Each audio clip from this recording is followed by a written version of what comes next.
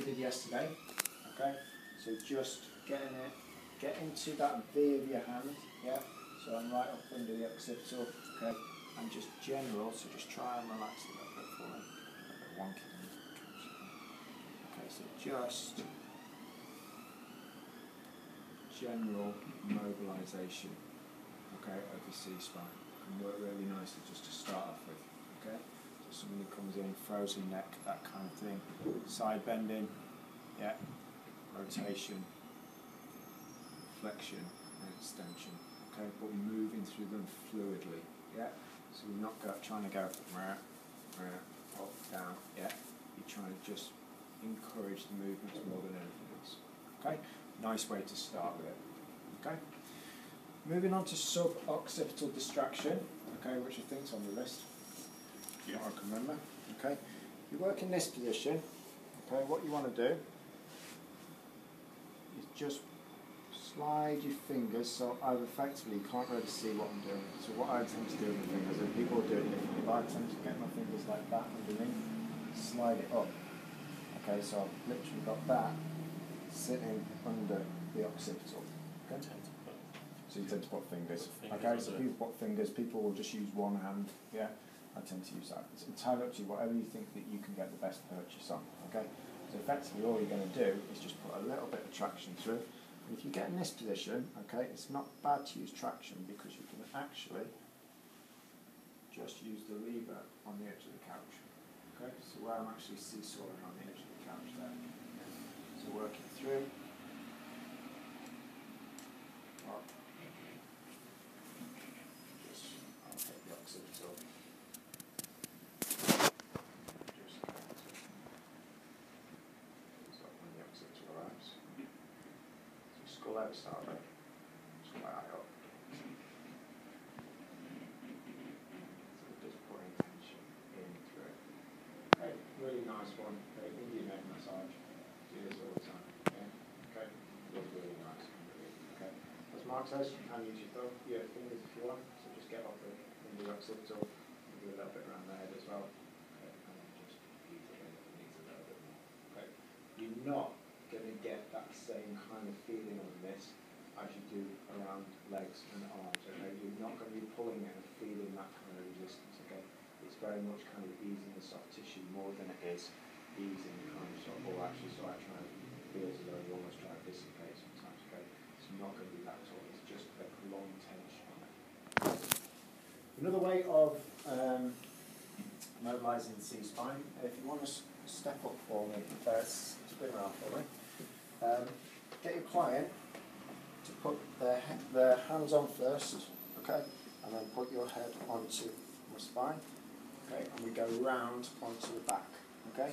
Get your fingers either side, okay, and just start to rock forward and back. So we're getting the flexion and extension, okay, and then we can actually start to move around as well. Okay, so feel alright, Ray? Yep. Okay, so they're starting to tense up a little bit. Just try and relax them, just go back into the normal harmonic movement.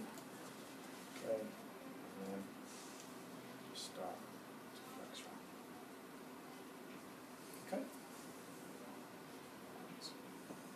Okay, so as general ones, they're not bad at all. Okay, they work quite nicely. Right, so what have we got? Okay, so another scoop, but bigger.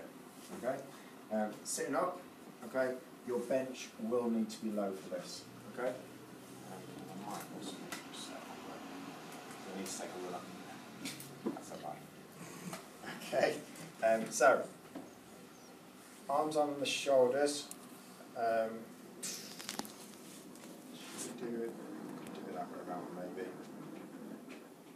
So let's go hands on the chest, okay? I'm going to reach round, okay, onto the thoracic, okay, literally, okay, so don't grip the head, okay, literally just go scoop, okay, so you're just trying to lift up, working down thoracic,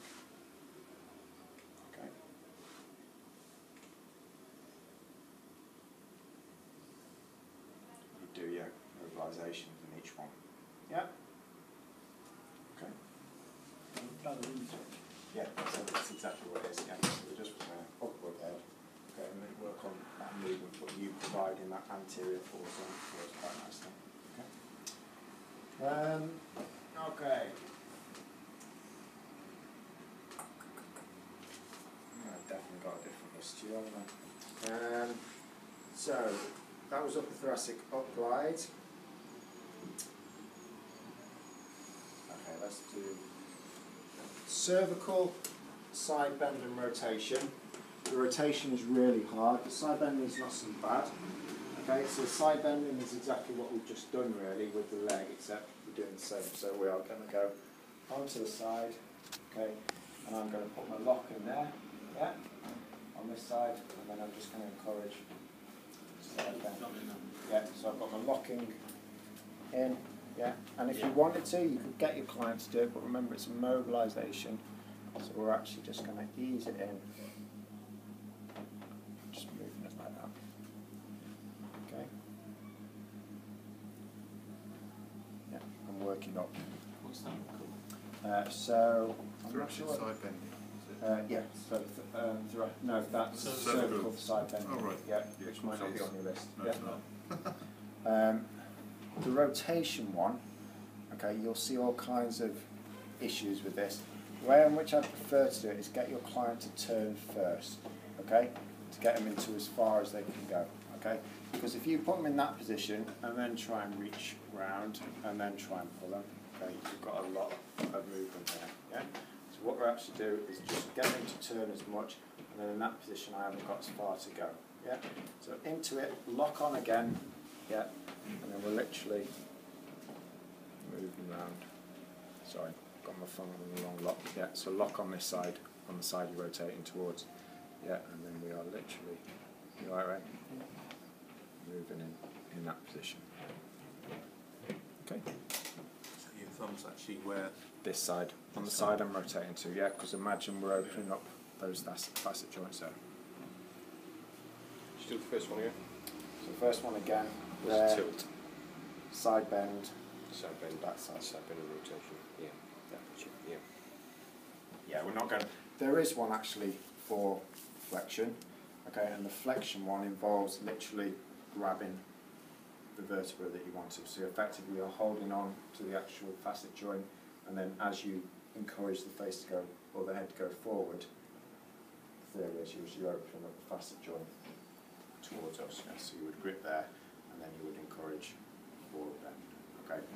Now that's not a flat. If you've got a neck injury, you don't want to be doing too much of that. Okay, but it's definitely an acceptable technique. Okay, plenty of osteos use that. Okay, but that's where the third one would come for the flexion. I'm totally lost. I'm trying to work through them in order, but I'll jump to the next ones. Okay, so we've gone up thoracic, up glide. Okay, we went through the side bending, so we might as well show you the side bending for thoracic as well. Okay, so if you come to the edge of the couch, just sit side on for me. That's it. Okay, so a little bit further. Okay, so best way to do this, okay, is come across the front, yeah, find your restriction, yeah, and literally move, okay, so literally throw your hip into it. If you want to come around the other way, yeah, and into it, okay, just try and encourage, get the lock on, and encourage that side bend, yeah, the rotation is going to be exactly the same, yeah, so the rotation, coming round, yeah, and keeping the lock on, yeah. Remember, you're taking it to the extreme, and then you're going to do. Yeah.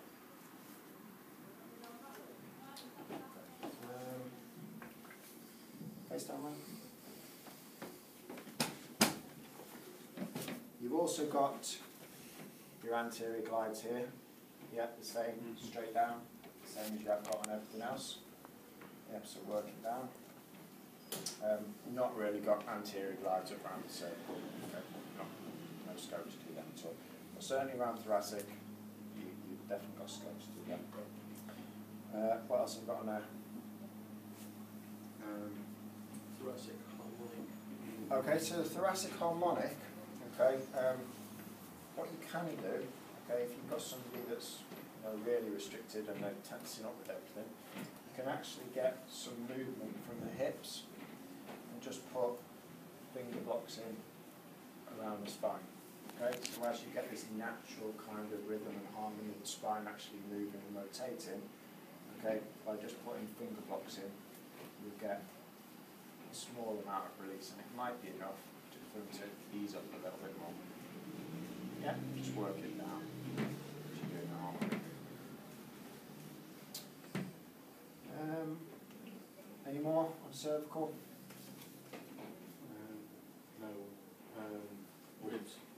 Okay, ribs. So remember on this one as well, you've got your manipulations, okay?